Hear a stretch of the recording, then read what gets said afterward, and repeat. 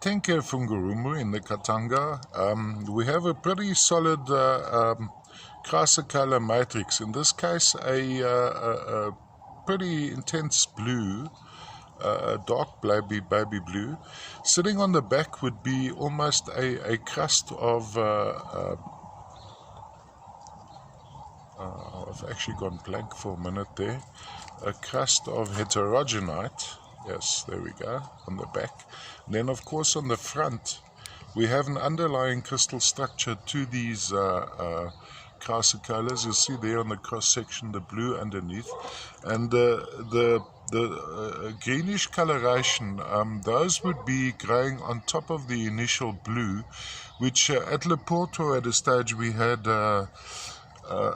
Crassicola after malachite or perhaps after azurite. Now the underlying formation is very similar to that. I don't see any malachite here. And then sitting on top of those crystal structures, we have tiny little stalagmites, stalactites of crassicola. Dusting this whole lot are some tiny crystals, which I suspect may be some vesigiarites, which is a rare mineral from the Katanga, but at this deposit quite abundant from my experience. And please note, my IDs are purely visual. I've looked for options at libethenite and maybe even an abstract form of malachite, but vesigiarite seems to be the most viable in this stage. All the way from 10K Fungurumu in the Katanga.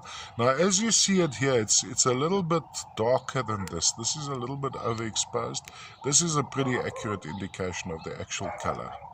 I think in my still pictures that it might be slightly overexposed, so I may have washed some of the color away.